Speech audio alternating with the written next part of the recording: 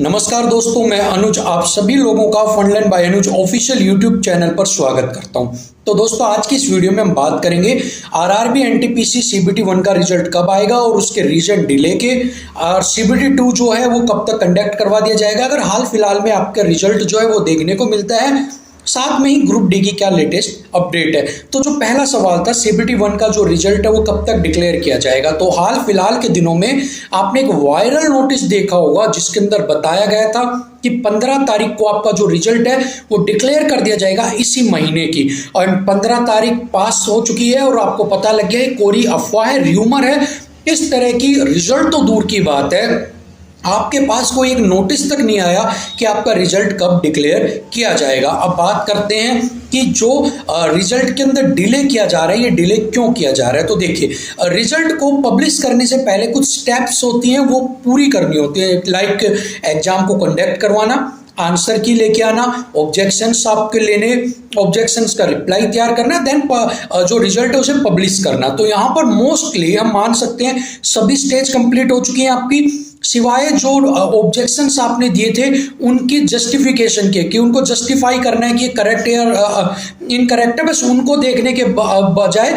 और सारी चीजें आपकी प्रोसेस कंप्लीट हो चुकी है। अब हुआ क्या, जब ऑब्जेक्शंस आपसे मांगे गए तो एक एक्सपेक्ट करते हो आपकी यार इतने ऑब्जेक्शन आएंगे और एक महीने के अंदर हम उन्हें सिमटा देंगे, बट जो ऑब्जेक्शंस गए ना आरआरबी के पास वो मोर देन एक्सपेक्टेशंस आपके उनके पास गए हैं, ठीक है ना। आप सभी लोगों ने बढ़ चढ़कर ऑब्जेक्शंस किए हैं वहां पर कि ये सवाल गलत है, ये सही है। अब उन आपने तो कर दिए, अब उतने ही सवालों को जस्टिफाई भी करना कि जो आपने भाई उनके साथ सबूत दिया है क्या वो सही है नहीं है, उन चीजों को चेक करना क्या आपका ऑब्जेक्शन ठीक है या नहीं है।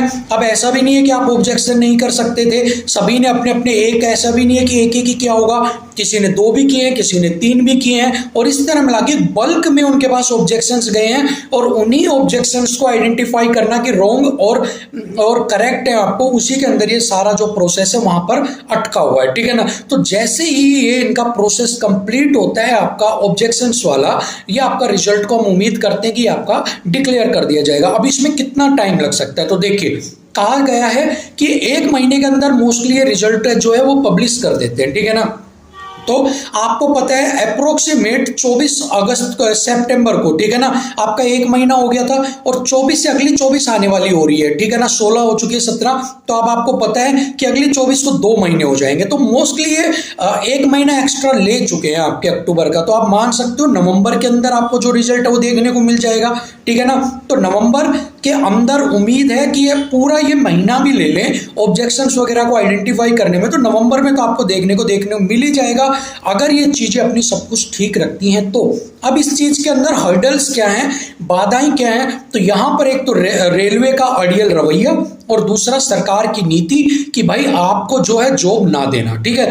ये 2 चीजें ऐसी हैं जो आपके बीच में कील साबित हो रही है इसमें, कि जो आपकी जॉब के अंदर कील ठोक रखी है कि वो फटेगी तो ही आपको जॉब मिले, ठीक है ना। अब इसके अंदर अड़ियल रवैये का जो मैंने बोला है उसको आप जस्टिफाई कर सकते हो। तीसरा सवाल जो मैंने कहा था ग्रुप डी से, ठीक है ना, उससे आप इसे लिंक कर सकते हो। कुछ टाइम पहले ट्विटर पे जब आप सभी लोग जाते थे तो एक वहां पर बात चलती थी, यार बच्चे सपोर्ट नहीं करते, ट्रेंडिंग में नहीं आता, ट्विटर वर्क्स ऑन ट्रेंडिंग की, आप ट्रेंडिंग करते हैं आपका लिंक तो ट्विटर पे काम करता है, सरकार के कान खुलते हैं। बट दिस टाइम आपने वो रिकॉर्ड ब्रेक किया, ट्रेंडिंग में लेके आए, लाखों लोगों ने साथ में उसको रीट्वीट किया, ट्वीट किया, और उसके बाद भी अड़ियल रवैया और सरकार की तानाशाही यही है कि भाई आपको कि उसके ऊपर जॉब नहीं देनी चाहिए, आपने ट्विटर पे ट्रेंड कर लो, हमें बिल्कुल भी फर्क नहीं पड़ता, हमें आपकी ग्रुप डी की डेट तो बहुत दूर की बात है, हम आपके लिए एक ऑफिशियल नोटिस तक नहीं निकालेंगे कि भाई आपके प्रयास जो थे हमारे तक पहुंच गए हैं, आगे जल्दी इसके ऊपर कोई कार्रवाई की जाएगी। पर आपको पता है इस तरह का कुछ भी नोटिस, कोई भी लेटर, कोई भी ऑफिशियल स्टेटमेंट इवन भी आपके सामने नहीं आई। तो ये रेलवे का अड़ियल रवैया हो गया, ठीक है ना। दूसरी जो सबसे बड़ी नीति है सरकार की नीतियां कि आपको जॉब ही नहीं देना, और हाल बुरा कितना है जॉब्स का वो आप देख सकते हो, चाहे आप किसी भी स्टेट की उठा लीजिए, यूपी का उठा लीजिए, आप बता सकते हैं कि गत सालों में कितनी वैकेंसी आपके लिए आई है यूपी में। बिहार में आप देख सकते हैं आप बताइए, जहाँ के स्टूडेंट इतने इंटेलिजेंट होते हैं, आपके जो यूपीएससी तक टॉपर जिस स्टेट के रहते हैं, वहाँ पर आपकी कितनी वैकेंसी आई हैं या कितनी वैकेंसीज दी हैं उसके आप खुद गवाह हैं। तो आप ये समझ सकते हैं कि अड़ियल रवैया और आपकी सरकार की नीतियां ये कहीं ना कहीं आपके लिए बाधा बन रही है। आपका तीसरा सवाल था ग्रुप डी के बीच में, ठीक है ना। अब ग्रुप डी का अगर हम बात करने लगे तो मैं आपको बता देता हूं, ग्रुप डी की अपडेट ये है कि आपने ट्विटर किया, ट्रेंड किया, सब कुछ कर लिया, अब उनको कुछ भी फर्क नहीं पड़ रहा। वो कह रहे हैं कि भाई कान में रुई लगा के बैठे हैं, घंटी बजाए जाओ, हमें कुछ भी फर्क नहीं पड़ रहा है। नाउ द ओनली ऑप्शन जो आपके पास बचा है वो है फिजिकल प्रोटेस्ट, और वो भी यही है कि एक छोटी सी डेट के लिए आपको फिजिकल प्रोटेस्ट करना पड़ रहा है। तो आप सोचिए कि आपको पूरी ज्वाइनिंग लेने के लिए तो आपको क्या क्या पापड़ बेलने पड़ सकते हैं, ठीक है ना। एक ये करने के लिए कि डेट घोषित कर दो, उसके लिए आपको सड़कों पे आना पड़ गया। तो आप समझ सकते हो देश का जो युवा है वो कितनी बुरी हालत में है कि सिर्फ एक एग्जाम की डेट के लिए वो सड़क पे उतरा है। ना तो उसे ज्वाइनिंग के लिए उतरा है, ना ही वो किसी और चीज के लिए उतरा है, वो उतरा है सिर्फ एक तारीख, सिर्फ एक 4 अक्षरों की एक चीज लिखने के लिए, ठीक है ना। तो हालात आप समझ सकते हो सारी चीज की। रेलवे भी अड़ी हुई है, सरकार भी है, जॉब नहीं देनी, अर्थव्यवस्था आपको पता है गिरी हुई है, ठीक है ना। बताने की ज्यादा जरूरत है नहीं, देने के लिए तनख्वाह है नहीं, सब कुछ वो कहते हैं ना बंटा धार हो रखा है, और उसी के बीच में आप सभी को चुप रहना ही उन्होंने बेहतर समझ रखा है। अब तो यही हो सकता है कि दरवाजे जाके पीटने पड़ेंगे, तभी जाके कोई ना कोई आपकी सुनवाई हो सकती है ग्रुप डी के लिए, ठीक है ना।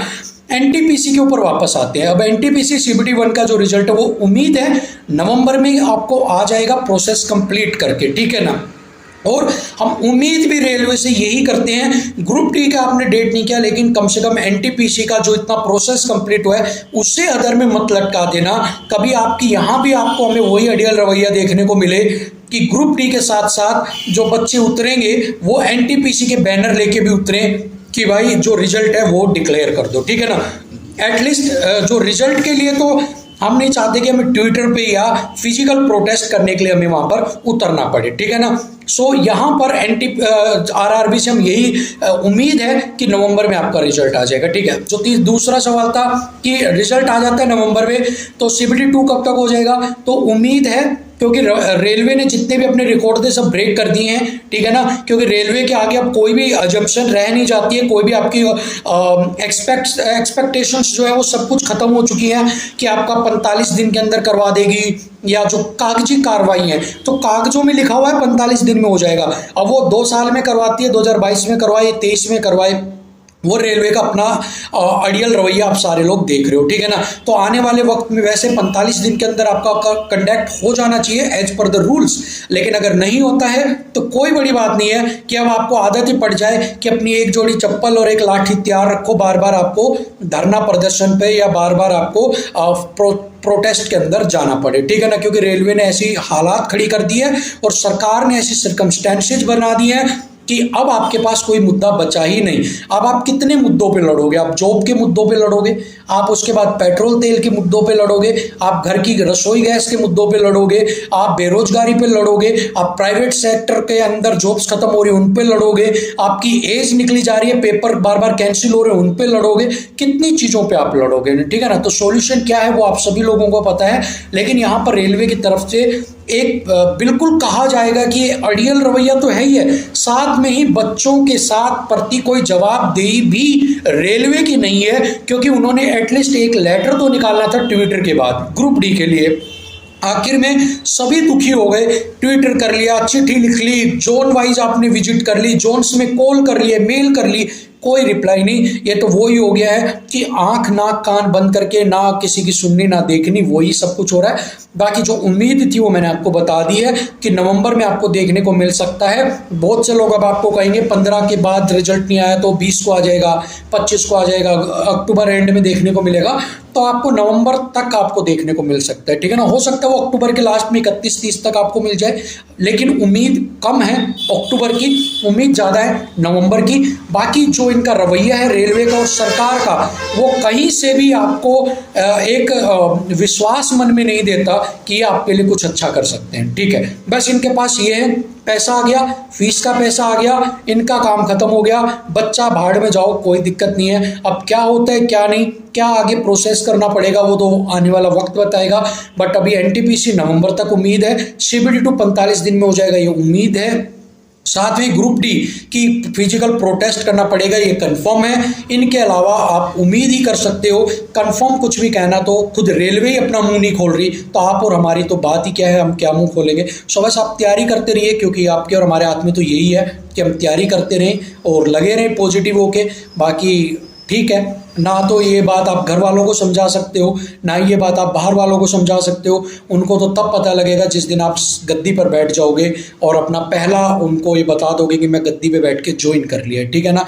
बाकी अब जो होता है वो आने वाला वक्त बताएगा कि फिजिकल प्रोटेस्ट करना है, ट्विटर करना है, बट अभी नवंबर तक हम वेट करेंगे। उसके बाद रिजल्ट नहीं आता है तो दोबारा से हमें हल्ला बोल करेंगे और देखते हैं फिर उसके बाद कैसे क्या करना है क्या नहीं करना। बट अभी के लिए स्टे पॉजिटिव एंड अपनी प्रिपरेशन जो है वो तैयार रखिए। Thank you so much.